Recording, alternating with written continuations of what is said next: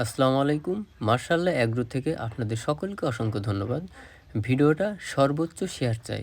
কারণ ভিডিওটা এত পরিমাণ শিক্ষণীয় একটা ভিডিও, আপনি না দেখলে বুঝতে পারবেন না। এই বাচ্চাটার মাধ্যমে আপনারা শিখতে পারবেন যে যত্নের কী মূল্য, যত্নে রত্ন মিলে। এই মুরগির বাচ্চাটা ফোটার পর থেকেই অনেক দুর্বল। বাচ্চাটার পাও নড়ে না এবং চোখ দেখেন, চোখ একবারে বন্ধ, খুলে না। আপনি দেখলেই বুঝতে পারেন যে বাচ্চাটা মারা গেছে, কিন্তু তার জানটা মনে হচ্ছে যায়। তো আমি এত পরিমাণ যত্ন নিয়েছি এবং আমার চেষ্টা, জাস্ট আমার চেষ্টা, কিন্তু মহান আল্লাহ পাকের অসীম রহমতে বাচ্চাটা লাস্ট পর্যন্ত দেখলেই বুঝতে পারবেন যে বাচ্চাটা কীভাবে কী সম্ভব। তো আপনাদের এটাই আমি বোঝাতে চাচ্ছি যে যত্ন এমন একটা বিষয় যে শুধু বাচ্চা না, প্রত্যেকটা মানুষের উপরেও যদি আপনারা যত্ন করেন সেটার ইমপ্রুভ পাবেন।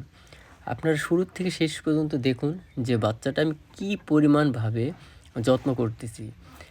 বাচ্চাটা প্রথমে আমি লাইসোভিট খাওয়ালাম, একটা মেডিসিন আছে বাচ্চাদের যে ক্লান্তি থাকে সেই ক্লান্তিটা দূর করার জন্য। এটা খুবই একটা কার্যকারিতা মেডিসিন, সেটার নাম হচ্ছে লাইসোভিট। এই লাইসোভিটটা আপনারা বাচ্চাদের খাওয়াবেন, বাচ্চাটা ফোটার 3 দিন কন্টিনিউ খাওয়াবেন। এটাতে আপনার প্রচুর পরিমাণ বাচ্চার গ্রোথ বাড়ায় এবং বাচ্চাকে ক্লান্ত থেকে দূর করে। তো এই বাচ্চাটা আমি সর্বপ্রথম হচ্ছে আপনার লাইসোভিট খাওয়াচ্ছি এবং বাচ্চাটাকে আমি যে ফ্যানের বাতাসের কাছে ধরেছি, পাশাপাশি আমি হচ্ছে আপনার লাইটের কাছে ধরবো, তাপ দিব। তাকে আমি যত্নের পরে রেখেছি। এখন বিষয় হচ্ছে যে আমি যত্ন করব, কিন্তু বাঁচা মরা এটা মহান আল্লাহ পাকের হাতে। তো আপনারা জাস্ট দেখবেন যে দেখানো চাচ্ছে এই জন্য যে এই ধরনের বাচ্চা কিন্তু যারা বড় খামার, তাদের কিন্তু টাইম নাই এত সেবা করে, এত যত্ন করে, তাদের টাইম নেই। শুধুমাত্র এই বাচ্চা সেবা ওই ধরনের খামারিরা করে যারা নতুন উদ্যোক্তা। তাদের কাছে এই একটা বাচ্চা তাদের কাছে লাখ লাখ টাকা সম্পদ। তো বাচ্চাটা আমি এমন ভাবছি কেয়ার করতেছি, ইনশাল্লাহ মহান আল্লাহ পাক যাতে ফিউচারে বড় খামারিও হই, তো ইনশাল্লাহ প্রত্যেকটা বাচ্চাকে যেন আমি হয়তো ক্যারি করতে পারি।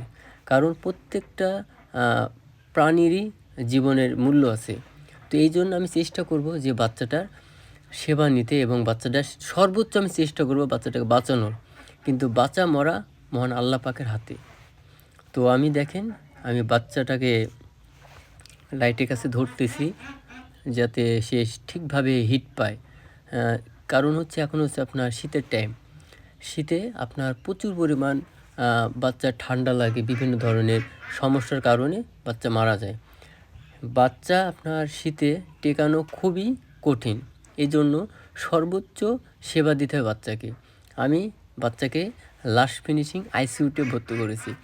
একটু গ্রোথ বেড়েছে, দেখুন একটু নড়াচড়া করতেছি। তো গাইস, এটা আসলে আইসিইউ না, এটা হচ্ছে আপনার ইনকিউবেটর মেশিন, সেটার ভিতরে আমি রেখেছি। এটার ভিতর রাখলে কী হবে, মলান বাতাস এবং আপনার একটু হিট পাবে। এই যে ওখানে রাখার পরে বাচ্চাটা দেখেন কত পরিমাণ মুভমেন্ট তার ঘুরেছে, দেখুন কত সুন্দর।